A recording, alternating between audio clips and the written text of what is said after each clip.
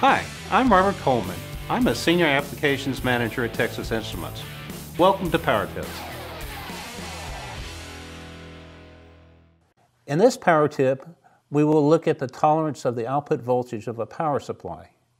This is becoming increasingly important as the accuracy requirements have increased over the years as we've gone from 5-volt systems to 0.9 volt systems. It used to be that we could get by with a 10% accurate power supply in the 5-volt systems, not so with the 1-volt systems. We are needing better than 1% accuracy in many cases. Let's look at how the output voltage of a power supply is set. The output voltage is provided to a divider here made by R1 and R2. The output of the divider is compared to a voltage reference within the power supply. The difference between those two signals is amplified and controls the output voltage of the power supply. There are 3 basic error terms in this portion of the circuit. There's an error that's associated with the dividers themselves. Each one of the resistors has tolerances and will impact the division ratio. There's an error in the input offset of the amplifier, which may be as much as 10 millivolts in some cases. And then finally, the reference itself will have some error. So typically people consider resistors only 1% errors, but if you look at this table, you can see the errors can become quite substantial if you take a look at all the perturbations to the resistor. For instance, if you had an initial tolerance of 1% in the resistors, you will find that the resistors may have as much as a 0.5% variation over temperature.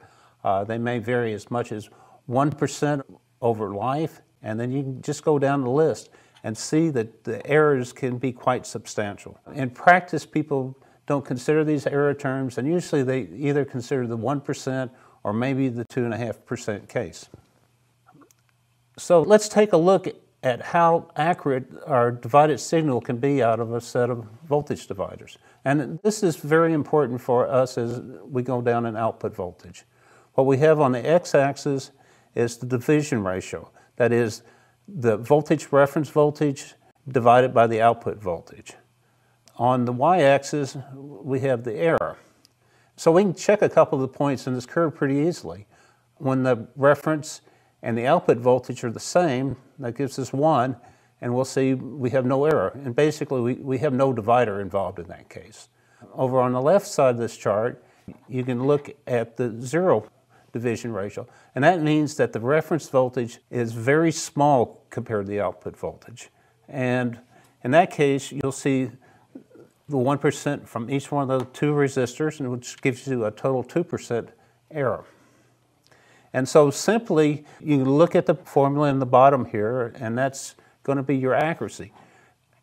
In today's systems, we are generally working with 1 to 2 volt systems, and we are generally working with references between 0.6 and 0.8 of a volt.